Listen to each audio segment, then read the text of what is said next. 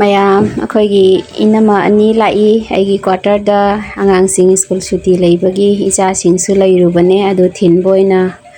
makhoi mayam su koiba lai ahing ma leigani ngasidi mayam loin thungare akhoi inama ani mandi mayam punbase yaudre ko moina Bilasor da leiba amana dhamai da ko aigi inama ani gi machanupi na sofa da phamme quarter ni na mafam je khara piye ba ko aduna mayam nam makha doina phama chare aigi inama ne ichanupi ne inamto ne aigi poroi bane da inama gi machanupi ahansu ani apik pasin kya haunu sofa da nungai na chai mayam punbase sumai dum nungai ko inemboy ko bog leigidre Maupana mapa moire ningon punamaki punsi se maupa leibanina dukidi duki matik mapam haibado leibaga chap manai ko ado quarter ji chillaga su mayam lakna punna smaina chamina na nong phadok leimina base duki matik nungai haidare ko mayam nong phadok haina punbase ado hinjang su mathendi ahau bane ahing ma leiga moi thayeng chingro ko aigi se quarter ni na khara bodi chille imung se ko adu isu mayam sumaina nong phadok chamina base dum nungai icha nupa na siga chare table da ado chaba thakpa loire mayam angang sing je huje khoi gi Molubi bazar da Swiss gate achoba ma leiba ko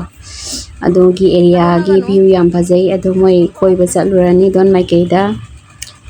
ado moi gi koiba chatpagi Meitei gi phajaba cham yengminarasi ko mayam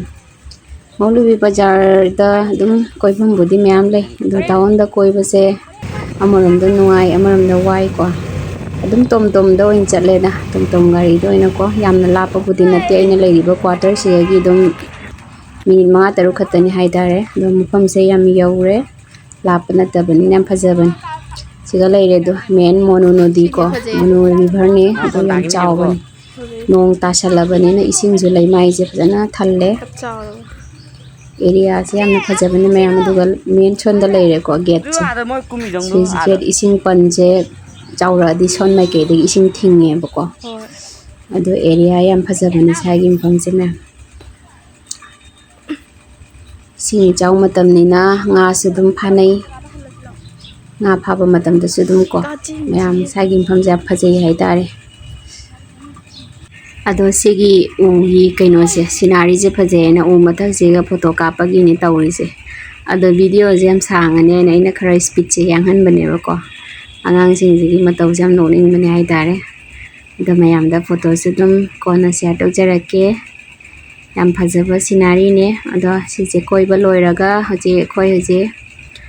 halani hallaga amu market town da thoga shopping tawbagi mung yengminarasi ko ahing ma leiraga nungalaga amuk chatpani na ko wai do koiba chatpana angang sing je ware aina juice thake na juice mung leidini ado hoje akhoi hoje mu inama ga shopping mu aiga mu thoe aigi inama kunagaw gi didi yaurokdre madi nusa sabaji ga shopping ga tawba yaurage machanupi chatlabani na ma oi tumma lehore madi nusa sabaji ga baloise town da mu yengase town gi koiba mu ko angang nubi mucha sing na koiba chappada de khoi yaudre nusa sabani na talle ba ko aduna khoi tom ngai ni tom da dum sigagi minute 5 khatani ko siga dum punna karaga Jamuna bo khoi gari na chalani aduga marketing to bum yengminarasi ko khoi inamagi machanupi ma su kaino leiga daba ko helmet ama yengningi ai ko helmet apamba yengningi daidi keke no khara shopping tawningi hai ado Jamuna yoraga amu akhoi rickshaw da phamme rickshaw da khoi mari ni tong ji yam soraren lama phangdore rickshaw da khoi mari tongi ne mayam akhoi gi Molubi bazar gi rickshaw si de dum khoi gi motor rickshaw panbi do achobani na tongba budi nungai ba ko ado jaure mayam helmet yengminarase helmet che yengbai di yenge itki matam ni na ko dukan si loina su mu hangna daba nongmani ni leira di hanga ani ba ko ando dukan si yamna hangamde dum apamba yawbra jenge do apamba di siga mu yawdre yengminarase mayam helmet leibagi ko dukan phana yamna changbane adu last di dum leidabi da helmet che to e ko pona mu thang lakpada phajana dukan hanga leirage an to e ꯌꯦꯡꯃꯤꯟꯅꯔꯁꯤ ꯃꯌꯥꯝ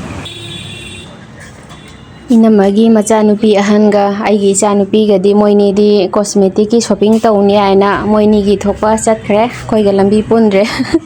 ꯂꯩꯒꯗꯣꯏ ꯄꯣꯠꯁꯦ ꯃꯥꯟꯅꯗꯕꯀꯣ ꯑꯗꯨꯅ ꯑꯩꯈꯣꯏ ꯇꯨꯡꯗ ꯏꯟꯅꯔꯗꯤ ꯃꯣꯏꯁꯨ ꯋꯥꯔꯅꯤ ꯍꯥꯏꯗꯅ ꯃꯣꯏꯒꯤ ꯊꯣꯛꯄ ꯆꯠꯈ꯭ꯔꯦ ꯑꯗꯣ ꯑꯩꯈꯣꯏꯁꯨ ꯁꯤꯒ ꯑꯃꯨꯛ ꯌꯦꯡꯉꯤꯅꯦ ꯁꯤꯒꯁꯨ ꯌꯥꯎꯔꯝꯒꯗ꯭ꯔꯥ ꯑꯄꯥꯝꯕ ꯍꯥꯏꯅꯀꯣ ꯏꯠꯀꯤꯅꯤꯅ ꯗꯨꯀꯥꯟꯁꯦ ꯏꯟꯊꯤ ꯅꯨꯡꯉꯥꯏꯅ ꯐꯖꯅ ꯍꯥꯡꯅꯗ꯭ꯔꯤꯑꯕꯀꯣ ꯑꯗꯨꯒꯤꯅꯦ ꯆꯟꯒꯅꯤꯌꯦ ꯃꯥꯏ ꯁꯥꯏꯖꯅꯤ ꯋꯥꯠꯂꯤꯅꯦ ꯅꯝꯖꯪꯒꯣꯅꯦ ꯆꯠꯄ ꯃꯥ ꯆꯤꯟꯕꯨ ꯆꯤꯟꯕ꯭ꯔꯥ ꯈꯪꯗꯦꯗ ꯆꯤꯟꯅꯤ ꯈꯔ ꯆꯤꯟꯕ ꯈꯪꯗꯦꯗ ꯅꯝꯊꯕ ꯌꯥꯗꯦ ꯑꯀꯥꯁꯤ ꯃꯆꯨꯒꯤ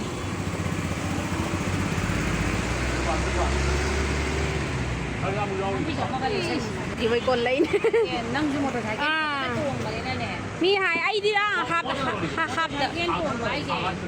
ꯑꯁꯤꯁꯨ ꯗꯁꯥ ꯑꯦꯛꯁꯤꯗꯦꯟ ꯇꯧꯔꯁꯨ ꯗꯁꯥ ꯀꯜꯂꯤꯅꯤ ꯍꯦꯝꯂꯦꯠ ꯍꯥꯏꯁꯤꯅ ꯑꯩꯁꯨ ꯑꯃ ꯂꯩꯅꯤꯗ ꯑꯩ ꯍꯟꯗꯛ ꯂꯩꯔꯣ ꯉꯝꯃꯔꯣꯏꯕꯨ ꯐꯖꯈ꯭ꯔꯦꯕꯣ ꯅꯥꯎꯕꯤ ꯄꯤꯡ ꯀꯂꯔꯁꯤ ꯐꯖꯕ꯭ꯔꯥ ꯐꯖꯗꯦꯗ ꯄꯤꯡꯁꯦ ꯆꯥꯎꯃꯟꯕ ꯃꯥꯜꯂꯦ ꯑꯉꯥꯡꯕꯁꯤꯗꯤ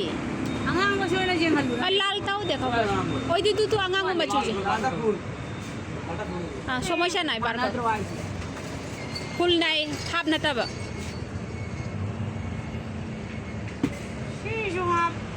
হাফনি মান বাচিलन বদা লay adu command debi mari do command jabana mari doctor ga maman ga len taw sina khungup leibhamne mayam segana mo khungup ngata yole khungup su makhal magi price matung ina ko mayam leye apamba dum sigagi khoi khallani khung leibam yengminarasi ko namagi machanupi gi ma khung ahum mari leigene apamba yauradi adugi khallamine khung su faja lei adaidi price su dum khoi gi apamba koina ngamjabai matung ina makhal lei ai tare ko koina leiningba dum leibe ya yam nuai adu khung apamba su khoi khalle khung leire इनमगी सो अपाम खल्ले मागिसु को सी दुकान से पुनः दुम खुंग ma'am लेरे तोपद चट्रे इनमगी मचानुपीगी सिगी खुंग से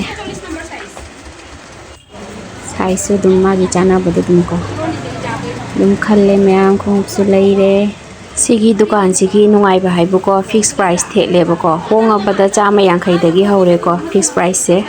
अदुना pot leiba nungai khanba nungai hai tare maman hunadrabani ko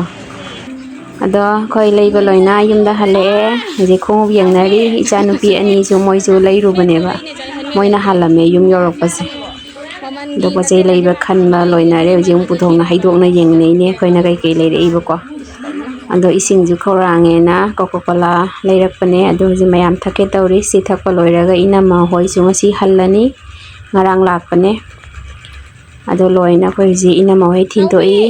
khoi inama amana konagaud leibadune magina machanupi ani puraga lae ko adagaidi inama tonna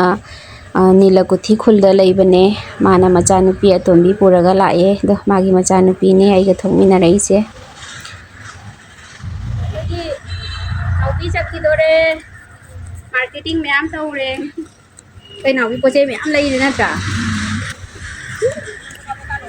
aigi inama mari nebako ado ngasi aigi quarter da laiba inama se ahum subaduga mari subaduga nebako number aigi yumda laise ado inama ahanga inam yaimagadi yaudre ngasi lakpasiga aigi quarter da moi pundre sani roi loina banina thadokpa pharak taye nako do selor ka miseli se aigi inama mari subine daidi phanek lei phanek seli je sena inama konagaud leiba aigi inama ahum subadune bako lei phane ma panai ba selise ado quarter gi gate ta khoi gari ngairi mawpana gari loba jaki parking da ko auto da dum jaki duine ba moi mari manga na dum punna auto gi su reserve full oirabani na gari gi di nungaire ngainadre do gate ta khoi ngairam bane je gari la ka chalani mya nungsa ju phajana sai ichanu pa ga ji yang kamuren ole nungshada leibada kamuren ole moi chakraga ichik chi aurani koisu do gari su lae mayam do ꯂꯥꯏꯕꯛ ꯐꯕ ꯍꯥꯏꯕꯨ ꯒꯥꯔꯤ ꯗ꯭ꯔꯥꯏꯚꯔꯁꯦ ꯑꯩꯈꯣꯏꯒꯤ ꯈꯨꯜꯂꯣꯝꯒꯤ ꯆꯤꯠꯂꯤ ꯈꯨꯜꯒꯤꯅꯦ, ꯃꯤꯇꯩꯅꯦ. ꯂꯥꯏꯕꯛ ꯐꯔꯦ, ꯃꯥꯁꯨ ꯉꯁꯤ ꯃꯣꯂꯨ ꯕꯖꯥꯔꯗꯗꯤ ꯄꯣꯔꯛꯑꯝꯃꯤꯕ ꯃꯥꯜꯂꯦ, ꯒꯥꯔꯤ ꯔꯤꯖꯥꯕ ꯂꯥꯛꯑꯝꯕ ꯃꯥꯜꯂꯦ. ꯑꯗꯣ ꯃꯩꯇꯩꯁꯨ ꯑꯣꯏꯔꯦ, ꯅꯨꯡꯉꯥꯏꯔꯦ. ꯃꯥꯒꯤ ꯒꯥꯔꯤꯗꯣ ꯑꯣꯏꯅ ꯄꯨꯟꯅ ꯆꯠꯈ꯭ꯔꯅꯤꯀꯣ. ꯑꯩꯈꯣꯏ ꯈꯨꯜꯁꯤꯒ ꯈꯨꯜꯂꯣꯝꯒꯤ ꯃꯤ ꯉꯥꯛꯇ ꯉꯥꯏꯔꯦ, ꯍꯧꯖꯤꯛ ꯂꯣꯏꯅ ꯄꯨꯜꯂꯦ. ꯂꯣꯏ ꯆꯠꯈꯤꯗꯣꯔꯦ. ꯑꯩꯒꯤ ꯏꯅꯝꯃ ꯀꯨꯅꯒꯥꯎꯒꯤꯅꯦ, ꯃꯃꯥꯡ ꯐꯝꯃꯦ, ꯃꯥꯅ ꯃꯤꯇꯩ ꯃꯆꯦꯅꯤꯅ ꯀꯩꯁꯨ ꯅꯠꯇ꯭ꯔꯦꯀꯣ. ꯑꯗꯣ ꯃꯌꯥꯝ ꯃꯣꯏ ꯆꯠꯈ꯭ꯔꯦ. ꯑꯩꯈꯣꯏꯁꯨ ꯏꯆꯤꯛ ꯆꯤꯛꯍꯧꯔꯅꯤ. ꯌꯥꯏꯐꯕꯇ ꯑꯣꯏꯕ ꯑꯣꯏꯃꯤꯟꯅꯔꯁꯤꯀꯣ ꯏꯔꯩꯆꯥ ꯄꯨꯝꯅꯃꯛ. ꯃꯊꯪꯒꯤ ꯚꯤꯗꯤꯑꯣꯗ ꯑꯃꯨꯛ ꯎꯅꯔꯁꯤꯀꯣ.